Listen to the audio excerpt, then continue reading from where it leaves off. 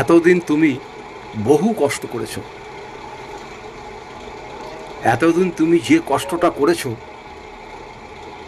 সেটা একমাত্র তোমার মাই জানে।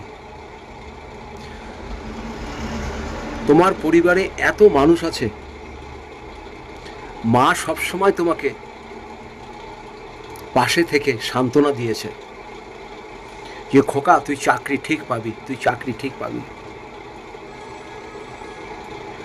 মানুষের জীবনে দুটো আশা যদি থাকে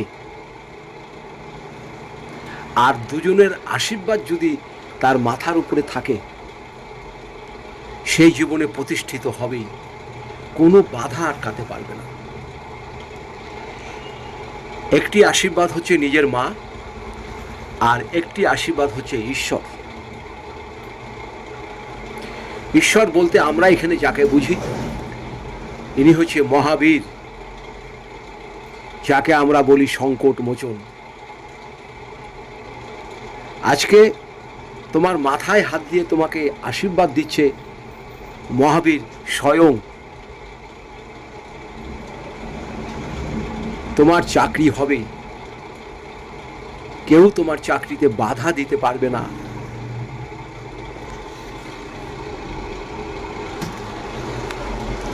এই চাকরি তোমার কেউ আটকাতে পারবে না, চাকরি তুমি পাবেই।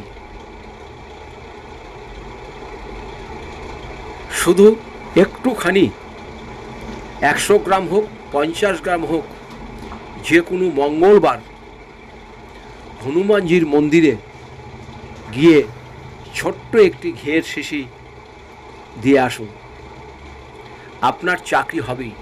হতাশা আপনার কেটে যাবে, আর আপনি যে চাকরি পাবেন সেই চাকরি আপনার এলাকায় আত্মীয় স্বজন সবাই ভাববে কিভাবে এই চাকরিটা সে পেল।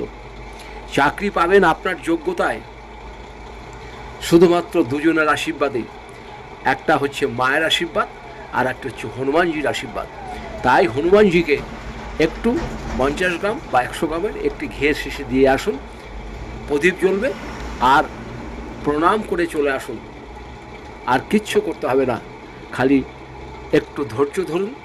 চাকরি এসে আপনার করাতে পোস্ট অফিস থেকে লোক এসে করা নাড়বে, এমন দিন আপনার চলে এসছে, এমন সময় আপনি চলে এসছে।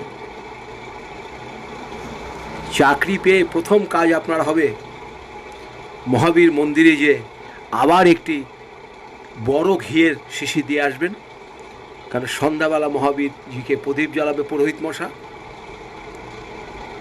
আর সমস্ত যে মায়না পাবেন সে মায়নাটি মায়ের হাতে এনে দেবেন, যে মা তুমি এই মায়নাটা রাখো। এটাই কিন্তু আপনার কর্তব্য, আপনার বলে নয়, প্রতিটি সন্তানেরই কর্তব্য।